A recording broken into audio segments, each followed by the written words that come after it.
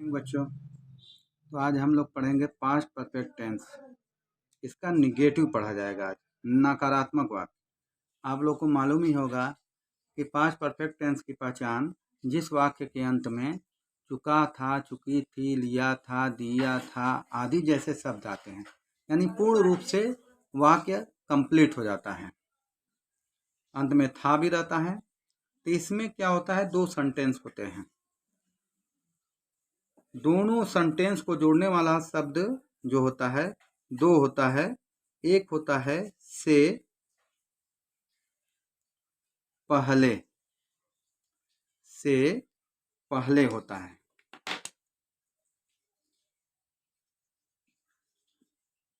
और दूसरा होता है के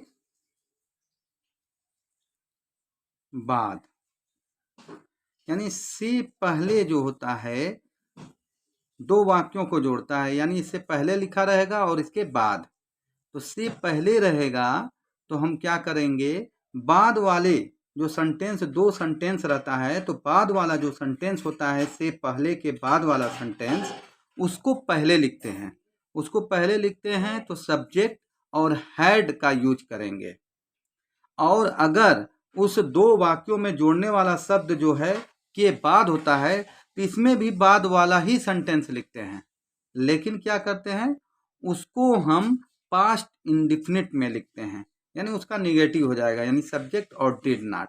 अब हम देखते हैं इसका शॉर्ट फार्मूला,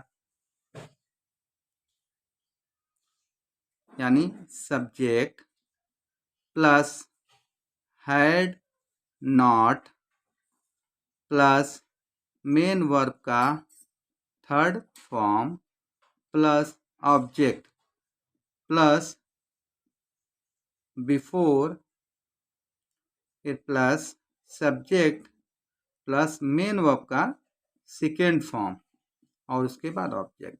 ये पहला फार्मूला हो गया। अगर से पहले आता है उसकी अंग्रेजी क्या हो जाती है, बिफोर हो जाती है।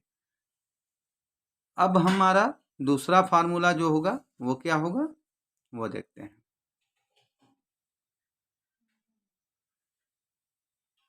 यानी पहले हम लिखेंगे subject plus did not plus main verb का फर्स्ट फॉर्म प्लस ऑब्जेक्ट, और इसके बाद के बाद की अंग्रेजी आफ्टर हो जाती है। उसके बाद सब्जेक्ट, फिर plus had plus main verb का थर्ड फॉर्म, फिर प्लस ऑब्जेक्ट, ये लिखते हैं। यानी दो फार्मूले से ये लगता है। एग्जाम्पल, दो एग्जाम्पल से समझेंगे। राम के आने से पहले मोहन स्कूल नहीं जा चुका था। तो अब इसका हम से पहले जो दिया है, दो सेंटेंस दिया है। राम के आने से पहले एक सेंटेंस हो गया और दूसरा इससे पहले के बाद से मोहन स्कूल नहीं जा चुका था। तो से पहले का जो है तो फार्मूला नंबर 1 पर लगेगा कि पहले से पहले दे दिया है तो बाद वाला ही सेंटेंस को पहले बनाते हैं, लेकिन हैड नॉट का यूज करते हैं। तो हो जाएगा मोहन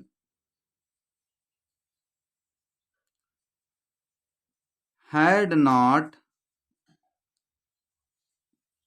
gone to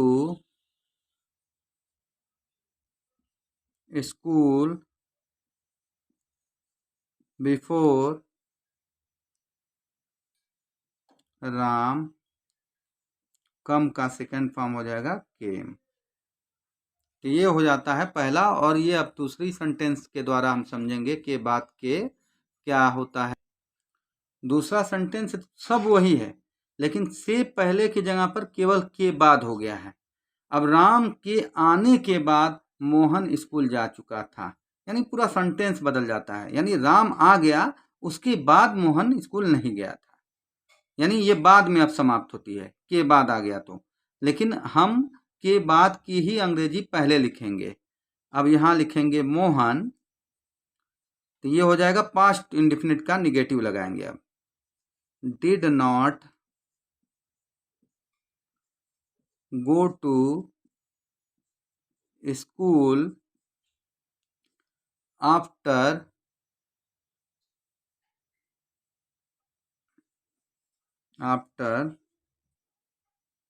अब यहाँ आ जाएगा राम